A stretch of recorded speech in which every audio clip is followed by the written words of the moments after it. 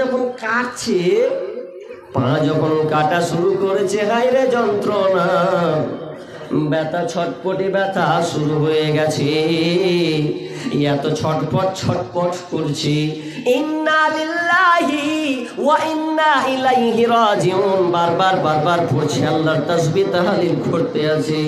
পাটা যখন কাটতে কাটতে পাদ হয়ে গেল, পাটা আলাদা হয়ে গেল, এবার রক্ত ছটপট ছটপট করছে, থাকতে পারছেন না। এবার ডাক্তার বলছে এবার কড়াইকে চাপিয়ে দে আগুনে। আগুনে চাপিয়ে দেওয়ার পর অনেকগুলোকে আপনার চর্বির তেল ঢেলে দেওয়া হলো। তেলটাকে গরম করা হবে, জ্বালানি দিয়ে দাও দাও দাও তপ্ত গরম করা হবে। এতটা গরম করা হবে যে তেলটাকে যখন ছেড়েছে কড়াইয়ের মধ্যে, এবার মরুয়ার পাটাকে নিবেন। পা নেওয়ার পর আপনার তেলে, গরম তেলে তার পাটাকে ডুবানো হবে। কেন ডুবানো হবে? রগগুলো মুছবে যাবে, রক্ত পড়া বন্ধ হয়ে যাবে, আর ওখানে পচন ধরবে না। এই জন্য ওই ডাক্তার কি করলো, কড়াইয়ে তেল ঢাললো। তেল ঢালার পর গরম করা হলো, আর গরম করার পরে যখন পাকে যখন ডুবানো হলো, এত গরম তেল, মায়েরা রান্না করতে যায়, অনেক সময় মাছ রান্না করে, মাছ রান্না করতে গিয়ে অনেকটা দূরত্ব বজায় রাখে, আর এই ছিটকানি মারলে শরীর লাগলে থাকা যাবে না। অনেক সময় মা বোন আপনার বাম হাতে কিছু থালা ধরে যাতে আমাকে তেলের গরম ছিটানিটা না পড়ে। কিন্তু দেখেন উরওয়া বিন জুবায়ের অপারেশন চলছে। কেমন অপারেশন? তো গরম গরম তেল তার পাকে ডুবানো হবে, রক্তটা মুচড়ানো হবে, আর রক্তটা পড়া বন্ধ হবে।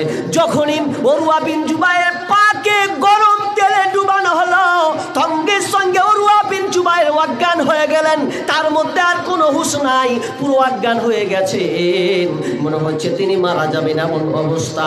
অনেকক্ষণ জ্ঞান হয়েছে, অনেকক্ষণ থেকেছেন। এরপরে যখন তার হুঁশটা ফিরেছে, তখন আত-তাহরিক পত্রিকাতে লিখছেন উরওয়া বিন জুবায়ের হুঁশ ফিরেছিল, উরওয়া বিন জুবায়ের হুঁশ ফিরেছিল। এমন একজন তাবেঈ ছিলেন, এমন একজন ইমানদারওয়ালা ব্যক্তি ছিলেন যে তিনি সেই দিন ফজরের নামাজ পড়তে পারেননি। রাত্রে অপারেশন চলেছে, তো অজ্ঞান হয়ে পড়ে আছে, ফজরের আজান হয়ে গেছে। তো তারা বলছেন যে সেই দিনই তার জীবনে, ওই দিনই ফরজ নামাজ ছুটেছে, আর কোনোদিন সে কোনো নামাজই কাজা করেনি। আমরা যে কত কাজা করেছি আল্লাহ, এত জোয়ান শরীর, পাঠানের মতন শরীর করে রেখেছি, নামাজের ধার ধারি না। এবার একটু বুঝার চেষ্টা করেন, ওই সময় মদ পান করা জায়েজ ছিল কি ছিল না? আগেকার যুগে মদ পান করতো, এটা কি ওর শখে? শখ নয়, এটা চিকিৎসা। খাওয়াবে ব্রেন বিকৃত, অথচ উরওয়া বিন জুবায়ের মুখে লিখছেন না। আর আমরা কেমন মুসলমান গো! এখন যদি বলি ভাই আজ থেকে বিড়িটা ছেড়ে দিস রে ভাই, খাস না, যা হলো হলো, তো মনে মনে করবো সারা পয়সা দিয়ে এখন ঠাকি নিয়েছি, এটি ফেল দিব, এটি চলুক আমার। তারপর পরে ভাববো ওই মুসলমান আমরা, তাই তা? ওটাই মুসলমান। চলেন তাহলে ওদের ইমান আর আমাদের ইমান কেমন জি ভাই, যে ওরা সঙ্গে সঙ্গে মেনে নিচ্ছে, কিন্তু আমরা ওটাকে অ্যাকসেপ্ট করতে পারছি না, বর্জন করতে পারছি না। এই নেশা যে কত খারাপ, যারা বিড়ি সিগারেট পান করে ওরা সব জায়গায় পান করে। মদের চাইতে সবচেয়ে খাতারনাক নেশা হচ্ছে বিড়ি, মদের চাইতে, কেন? আর যারা বেরি পান করে, বিড়ি খায়, সিগারেট খায়, ওরা সব চাইতে বেলজ্জা। মদ যারা খায় ওরা সব জায়গায় খায় না, ওরা একটা জায়গা ঠিক করে যেখানে খেতে হবে। আর যারা বেরি করে ওদের কোনো লিমিটেড, আনলিমিটেড। চায়ের দোকানে, তো চায়ের দোকানে সালাম মৌলবীর সামনে, তো মৌলবীর সামনে চলছে, তো মৌলবী তুই মৌলবী যা, আপনা যা, আমি টেনেছি মানে টেনেছি।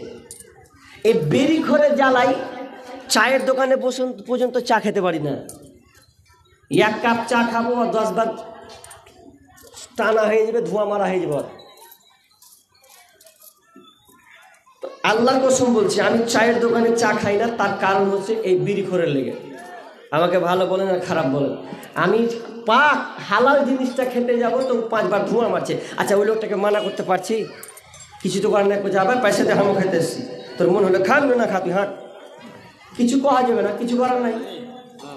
এত নেশা খারাপ। অথচ যারা নিয়মিত করে বিড়ি সিগারেট পান করে খায়, বিশ্বনবী বলছেন মুদমিনুল খামরি কাবিদি ওয়াসানিন। এই হাদিসটা শুনে আমাকে গালি দিলেন, নবীকে গালি দেওয়া হবে।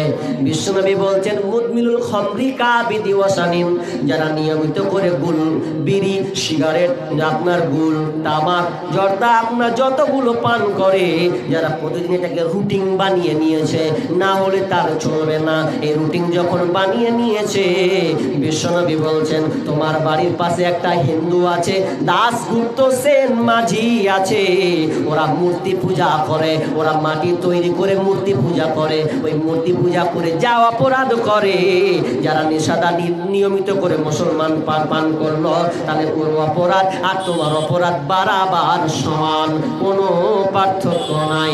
অতএব ওই আপনার দাস সেনগুপ্ত বিচারের মাঠে যে লাইনে উঠবে, যারা নিয়মিত করে গুল সিগারেট পান করে, তারা ওদের কাতারে বিচারের মাঠে উঠবে।